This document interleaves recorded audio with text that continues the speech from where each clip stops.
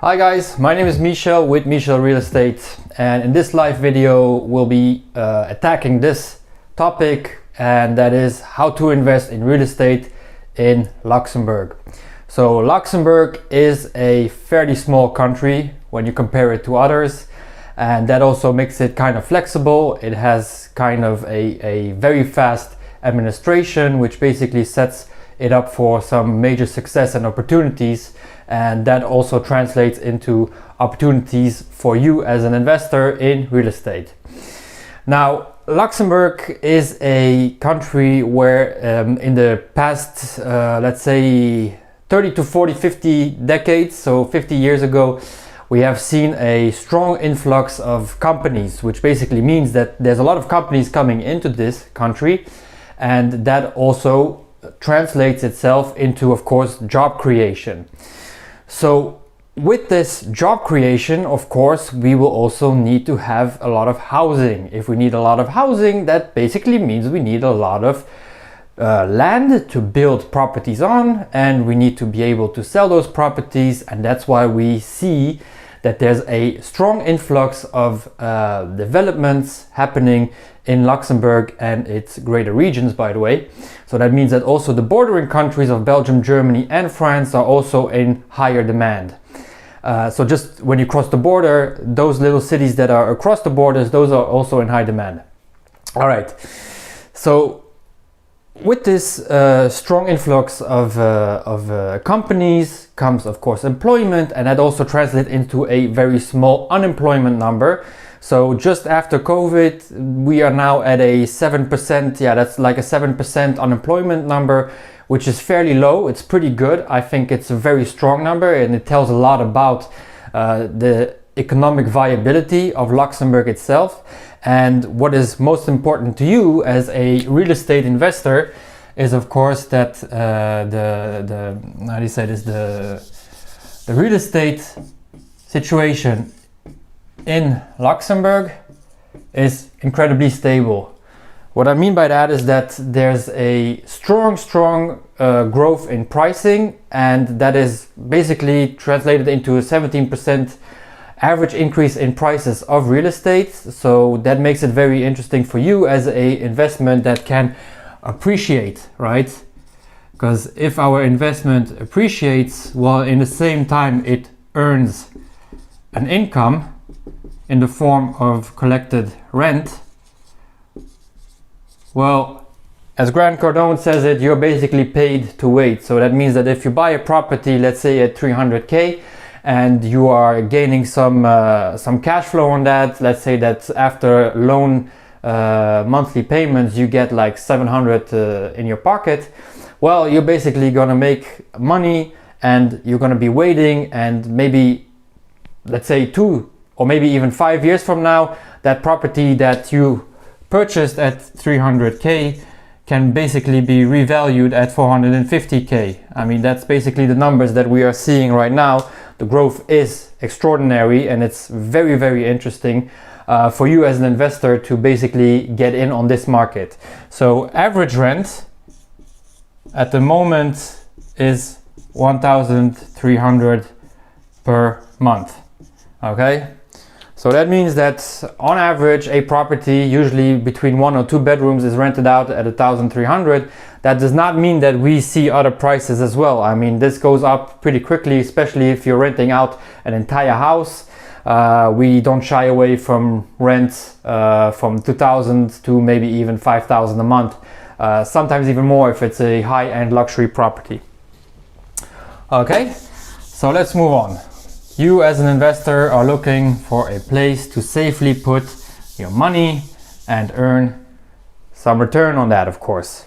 So what makes it so interesting here is that basically we're having a deficit in the housing market, which means that there is more people looking for a place to stay than there's actually an offer on the market. And that basically also means that the rents keep rising every single year, again and again and again, right?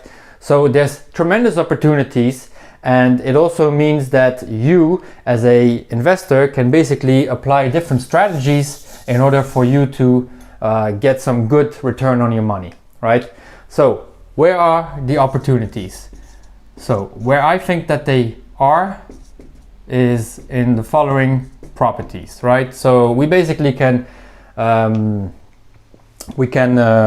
distinguish between certain properties. We have houses, which basically are single family homes, and opportunities in those are if you make a division. So if you basically divide the property in either smaller units, maybe you can divide it by floor, which means that you are basically converting a house into an apartment building, and then you just start selling those apartments or renting them per unit. And the other possibility is to do it basically room by room.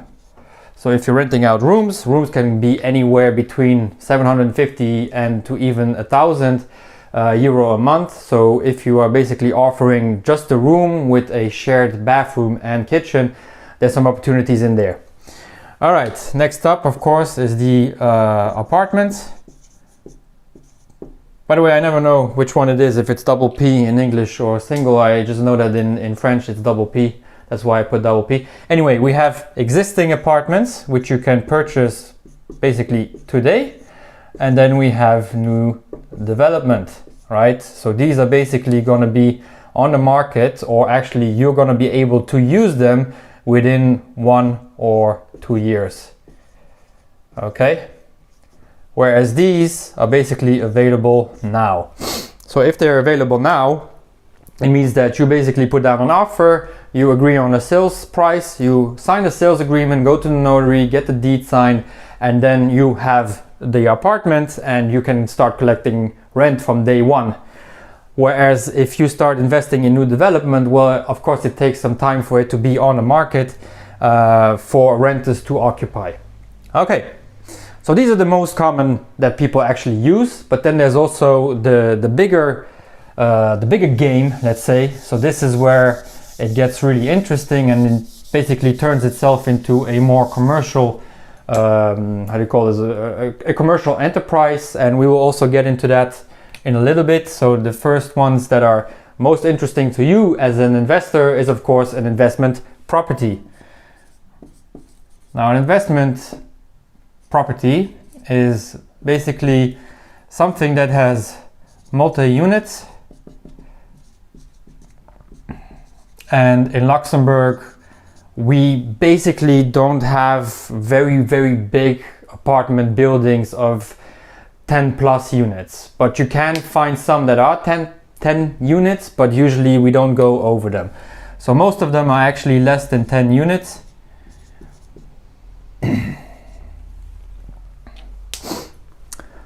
And those 10 units usually come with a ground floor, which is a commercial property. Now when I say it's a commercial property, it basically means that it is a business premises. So a business premises is involved, usually it's on the ground floor, right? So that's on the ground floor, which means that if it's on a busy street where there's a lot of traffic, you have on the ground floor whatever you want to put in there. You can put offices, bakeries or restaurants, but basically it also means that you are often limited and you cannot always convert that business unit into a residential unit. Something that most people think that is quite simple to do. No, it is not. You need to pass through the commune and get a approval and so on. So that's not that easy, right? Okay, so this is an investment property. Investment properties are not always easy to find on the market, and sometimes they are way overpriced. Why is that? Well, basically most real estate agents here in Luxembourg have no clue how to appraise these properties, and basically use the residential approach to appraising and applying it to a investment property, and that basically never works out.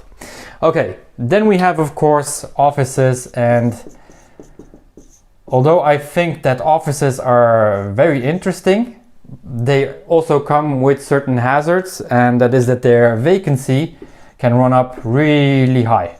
Okay, so I basically had some offices for rent for over a year and sometimes even 2 years, and that means that your vacancy is basically affecting your bottom line cash flow. So your cash flow basically is non-existent or goes down, and especially if you have a loan on that property, well, that really hurts, right? That's not what I want for you. So the best way to do it is to basically build up a portfolio and then perhaps go into offices. Okay, last one, land. Okay, so land is usually considered a speculation, which means that you are holding on to the land until it comes within a certain degree of viability, economically speaking. What does that mean? Is that either you literally buy farming land, which basically means that you buy land which is right now farmed on, and you hope that one day it becomes a property, a land which comes within the zoning regulations of a commune, and you can basically turn it into residential or industrial properties. By the way, we didn't put in industrial properties. I think they kind of belong here. This is industry. This is more, in my opinion, for the seasoned investor, and land is for something that you need to pump money in, but you don't need to see it back as fast. So usually banks don't even give loans for speculation properties such as land. And what is most important for you is that if you have land that you hope that comes into zoning regulations one day, well, you have to wait for that, of course. But another way to go is that if the land is already in the right zone, you can basically start developing it. And developing land is very interesting here in Luxembourg, because you basically can buy a piece of land. You can put an accord de principe on it, which basically means that the commune does not know exactly what we're going to build on it, but it understands that you will build something on it, which comes down to houses or maybe apartment complexes, and just gives you the approval for that. That stage, you can already use the land and sell it for a higher price than you purchased it for. And after the accord de principe, you can even go one step further and get a building permit on it, which basically means that you have all the plans are laid out, and you can then move on from this land that basically had nothing in terms of regulations on it. Now someone can buy it and know exactly what they will build on it, and already know the price that they will resell it to someone else. Okay, where is I? Here. So these are all the opportunities, right? So obviously I am more interested in the residential because there's such a deficit in this country that that's really where we want to go to, right? So the residential is basically also where the banks are most willing to give loans. And loans, sorry, loans on investment properties usually are not the same as loans on residential properties that you use for your personal use. So the primary residence, as we call it, is not similar to an investment property. So if you are in a primary residence, so basically a house for your family, the down payment, so this is new regulations, the down payment that you need to bring is 5% of the acquisition price plus costs. Basically, costs means that you have to bring close to 7% additional to that price, which basically means that a personal residence comes down to a 12% purchase. Of course, there's some benefits that the state gives to first-time home buyers, but that's actually not what we are looking into right here. What you're interested in is basically getting a loan approved from the bank for your investment property, right? So for investment properties, we need how much? 20% plus costs. Okay, 20% plus costs basically means that if everything is said and done, well, you can count on having to put down 30% of the sales price. That's a lot, right? So basically, if you have a property which is 1 million, an investment property, you want to get it for 1 million, basically what you need to cough up with your own money or with your investment pool is basically 300k, right? That's what you need to put down in order to purchase a 1 million euro property. Okay, now sometimes you can basically also add into the purchase price the renovation costs. So everything that is reno, you can add it in there, and if it's added in there, you basically have a loan on your renovation costs, which is way more interesting than having to put the money down yourself. So let's say that you want to upgrade a property for 50k. Instead of putting 300k down for the purchase, basically you can negotiate with the bank and make sure that you do not have to get it from the down payment, but basically add it into the loan. So basically a 1 million can become a 150. That's the best way to do it. Right, so this is bank. And banks are basically using this type of down payment, which is a top-down procedure, which comes from the CSSF. You can look it up. This is the regulatory institution of Luxembourg that basically tells the banks what they're allowed to do and not to do. And thanks to the mortgage crisis, which the Americans made us inherit, well, that's basically where we have ended up in, right? Unfortunately. Okay. So you have a property, you're interested in it, you talk to the bank, you have an idea of how much money you can get, and probably you already have some investors that you're probably interested in collaborating with.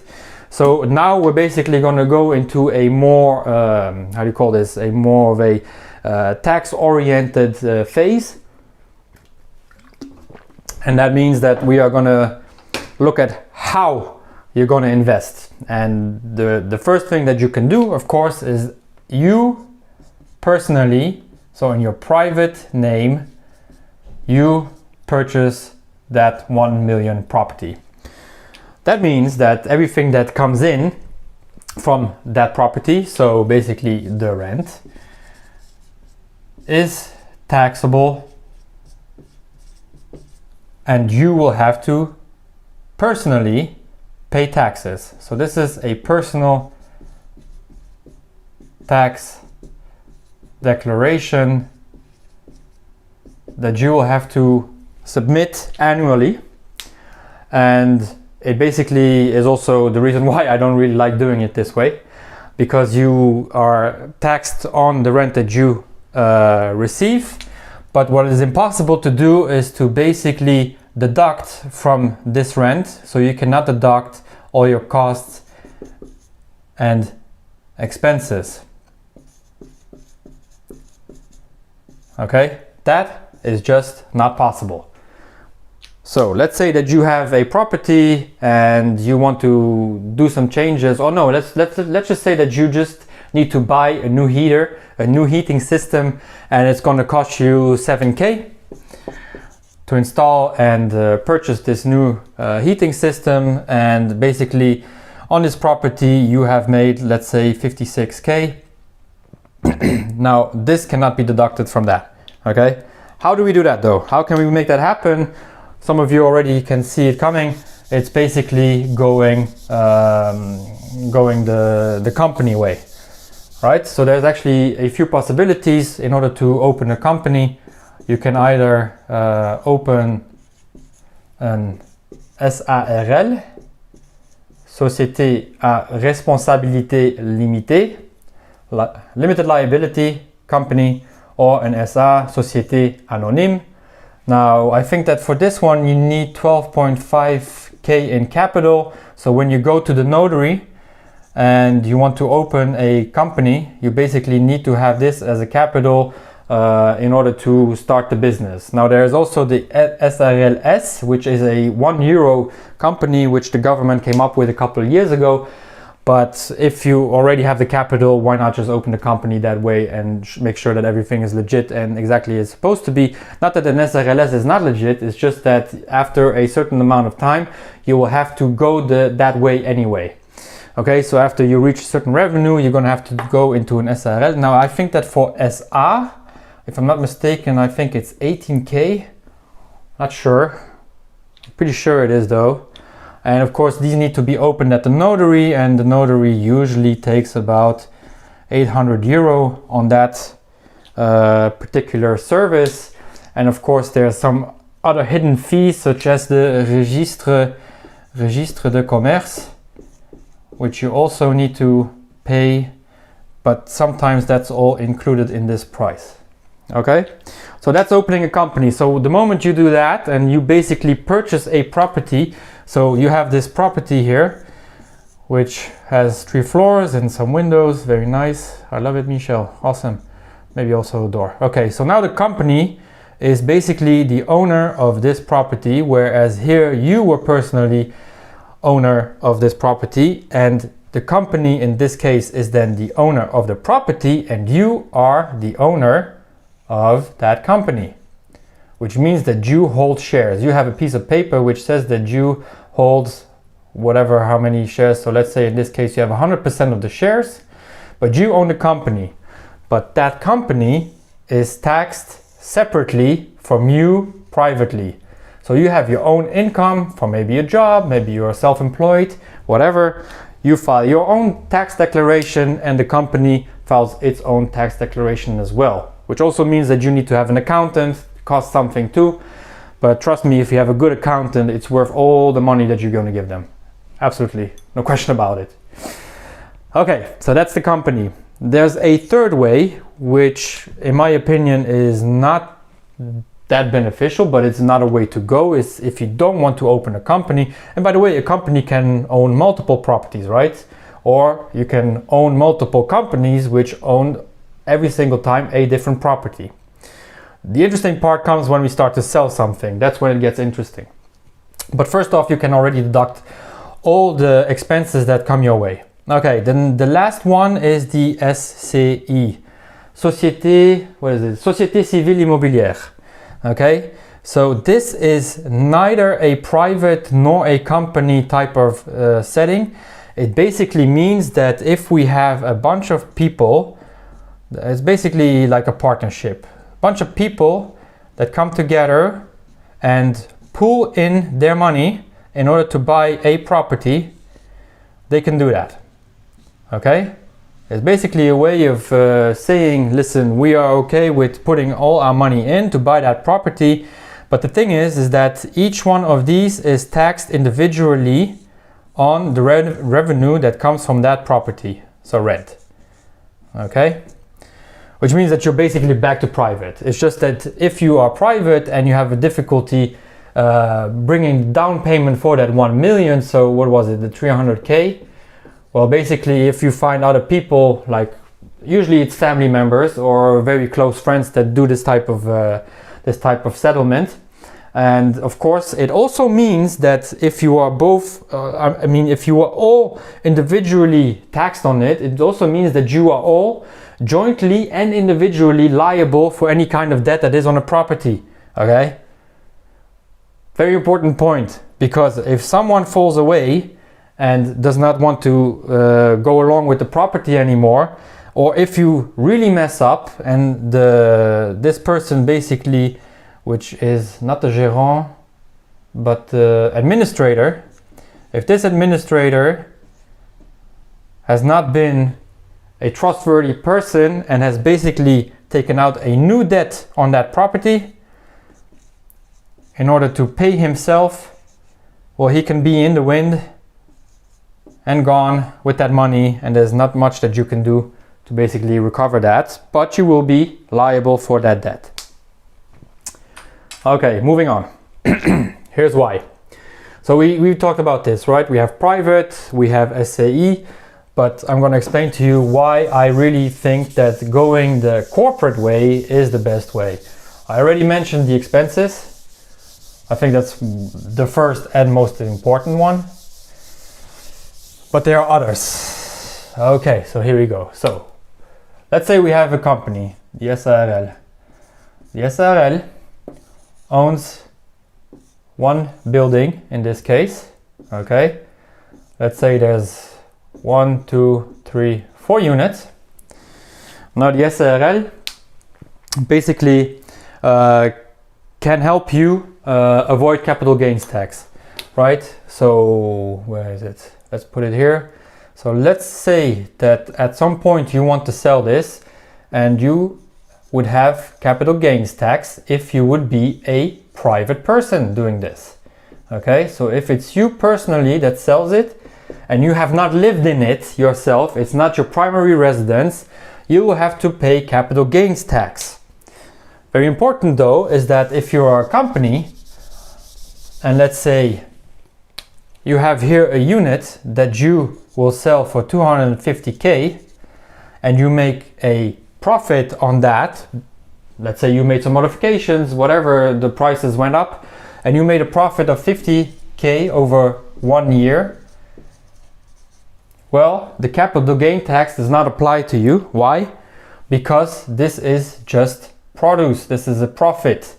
So the company is taxed differently from the private person, as in this is a tax that will be differently handled. So your fiduciary should explain to you exactly how this is possible, but it is possible.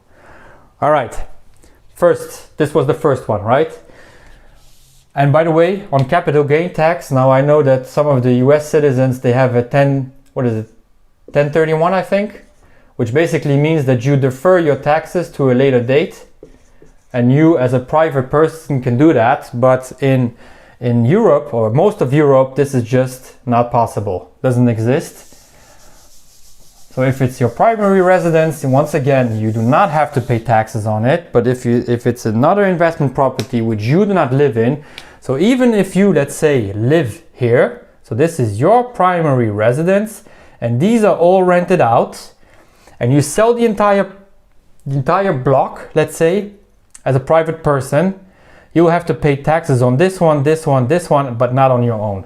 Okay, a lot of people get tangled up with taxes like this where they thought they are gonna make a killing and it just don't. Okay, back to the company.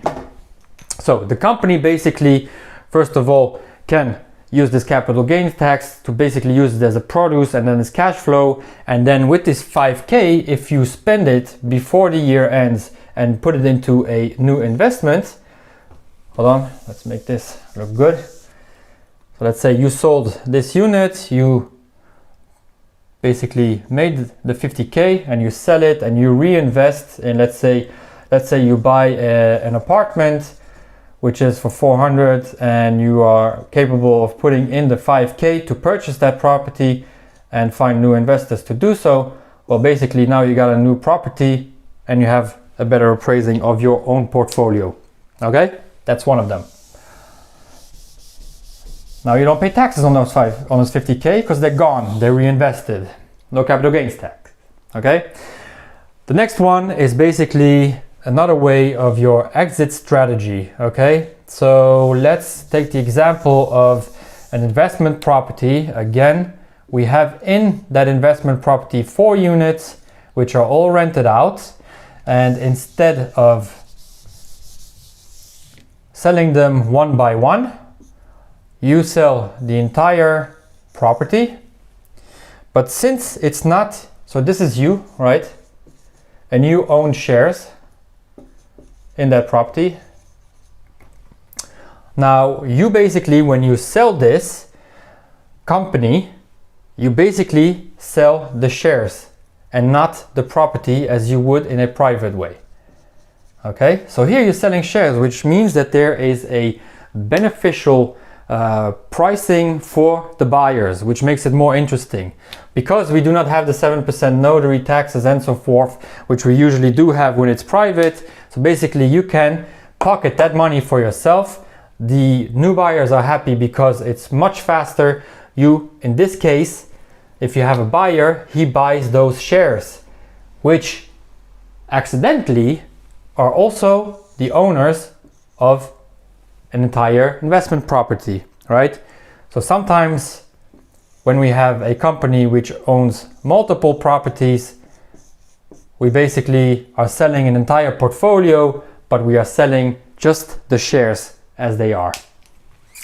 Interesting, isn't it? I love this. I love this so much. It's so awesome.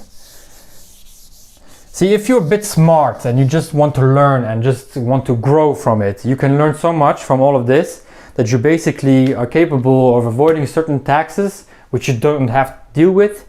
And it's always the case that certain properties are just better when you buy them on a company. I know it might be scary at the beginning, but evidently just the taxes and the VAT and everything that you save on all these deals is just tremendous. Okay, let's go into finding a deal.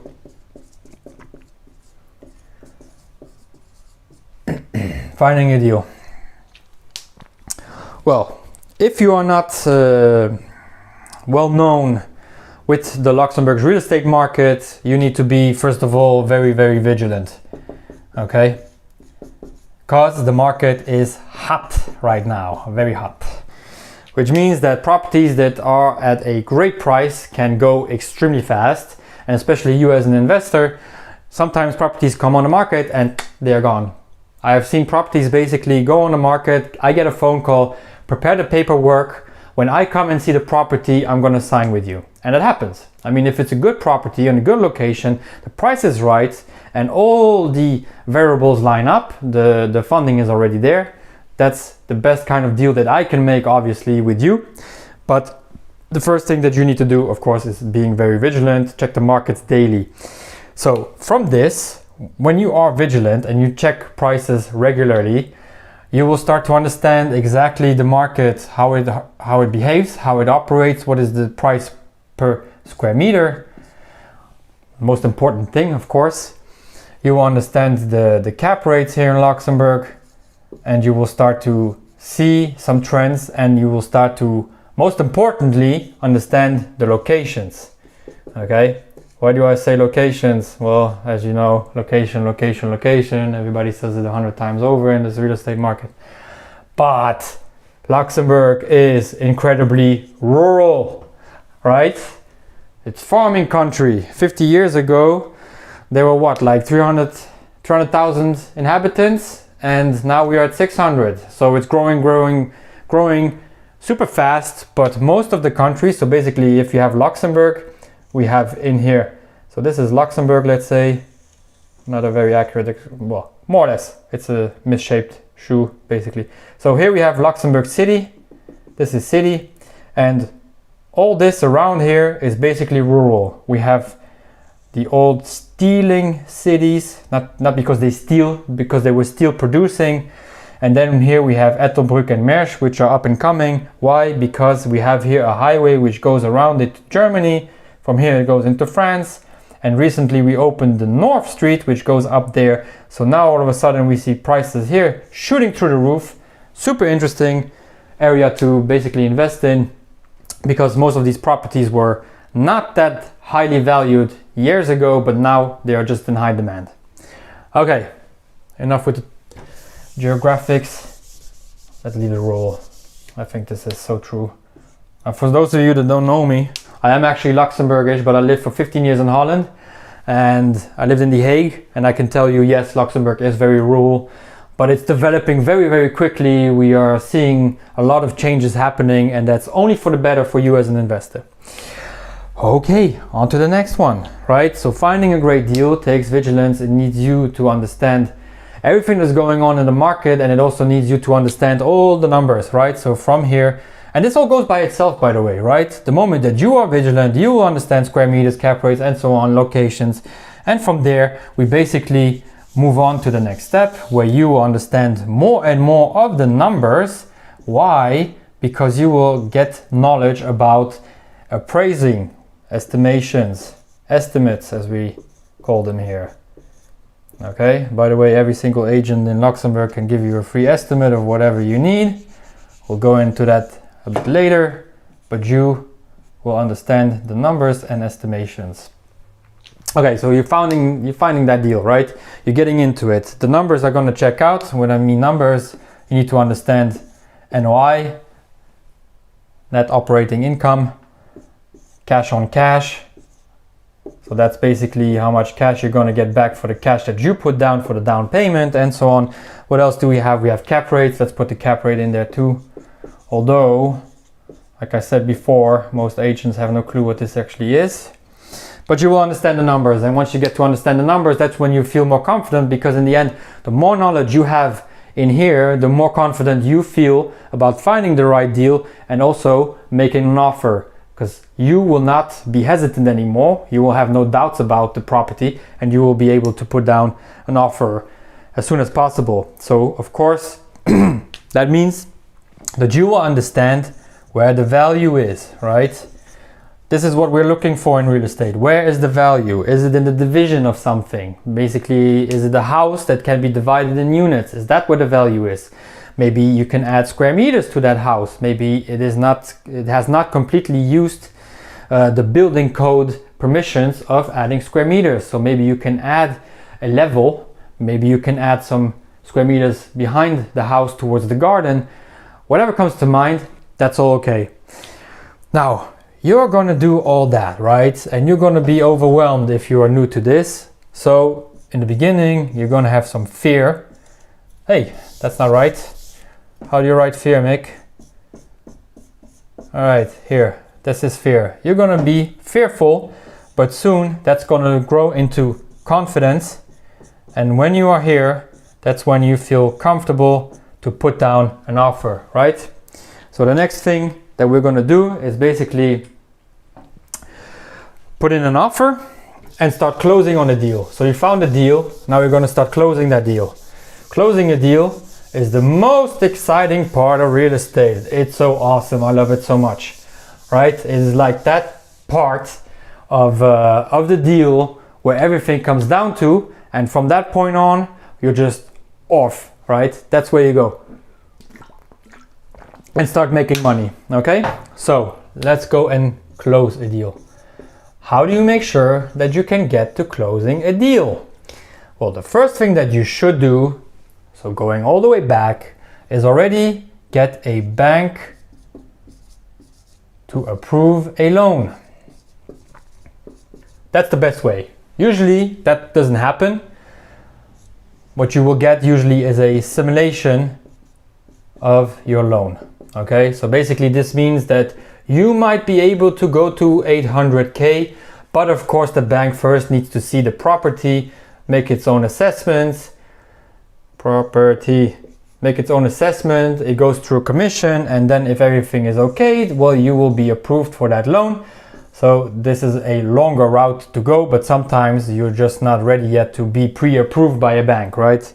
So the first thing that you need to know is basically that number. How much can I get? Once you know that number, that's when you're gonna be able to basically, sorry. You're gonna basically be able to bring an offer. Bring offer, okay? I see often things go wrong right here. Why? Because if you are a US citizen, you are basically used to bringing in lowball offers, which in this country means that you show disrespect, okay? And that basically means that the sellers are possibly considering not even giving you a counter offer, and that's not what I want for you. You can also bring it in too high, and then you basically leave too much money out on your deal, and that eventually will hurt your NOI because you put too much money into the deal for the return that you're gonna get, right? But bringing an offer is something delicate, needs to be justified. It's best to also say why you bring that offer, why do you think it's that way, and to just tell them that basically you are already pre-approved by a bank or you have a simulation. Don't show it to them, you don't have to. We have data protection here in Europe, so you don't have to do that. But of course, once you get that offer accepted, what happens now is that you will have to go over to the sales agreement, which is called a compromis. And a compromis is a document which legally binds you together, you, the seller, and the buyer, to a price on that property. Within a certain date the loan has to be approved, and within a certain date you wish to go to the notary. So the sales agreement is basically where the negotiation stops and we go over to the price and we will lock it in. So unless this is signed, you are not yet legally bound together, and the sellers are still allowed to go and get other offers if possible. The moment that you are in an agreement, they cannot go there and do that, but you also cannot go and find another property for that money. You are locked in.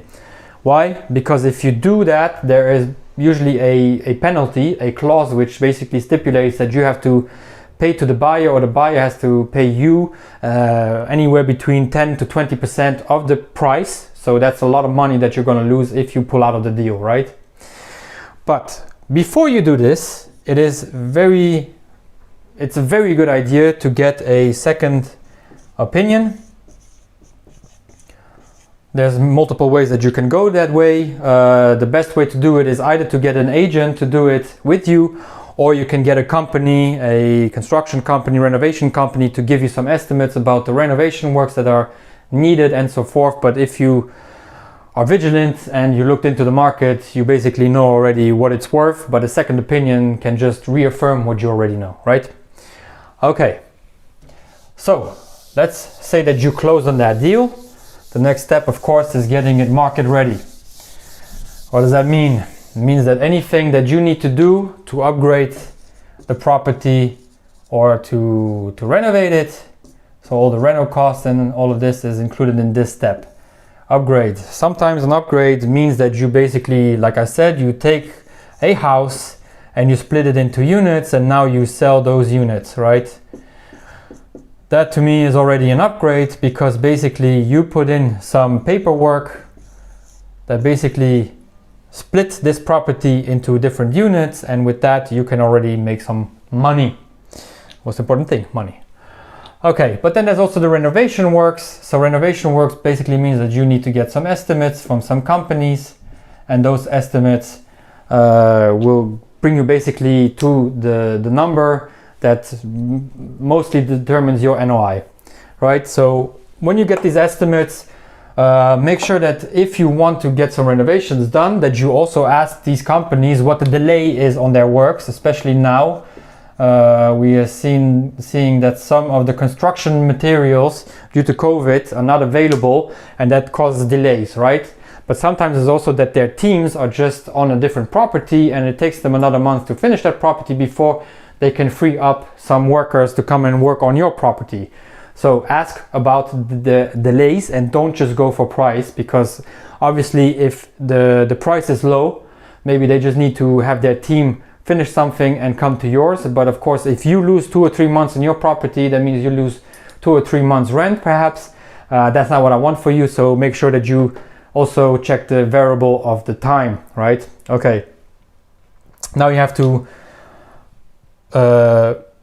when this is all done, now we're going to start talking about prices, right, of these single units and rent.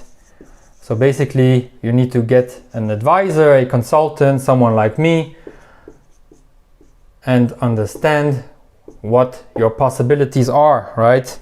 So basically what you can do is that if this is already under construction and renovation, basically you can ask for an agent or consultant to come and give you an estimate of the possibilities to put it to market. So let's say that the units are being renovated. They used to be rented out at €1,000 a month, but now you added some nice amenities, new kitchen, new bathroom and so forth, and it's high-end quality. Well, perhaps the estimate comes back that you can raise the rent to 1,300. And also what this person will usually do is give you a marketing strategy in order to get the buyers. So this is for buyers and for renters. Okay, so this is very important because these are not always the same people. Not every buyer is buying something in a certain area. Certain areas are more famous for, I don't know, maybe Kirchberg. Yeah, for certain, like Kirchberg is a financial district, Obviously the buyers are going to be more of these institutional type of buyers. And renters, well, sometimes they come into the country and leave within a year or two. That happens. So everything basically determines what kind of marketing should be applied for a certain property. And this is one of the most important steps, in my opinion, because that's, well, it's not the most, yeah, it is the most important, because basically if the marketing is off, then basically you will not get any buyers or renters, and you will start negotiating on price. So basically, if you, let's say these units were estimated at first for 350k, but the marketing is off, and now you're going to compete with other apartments on price, and you're going to sell them for 400k. That hurts, right?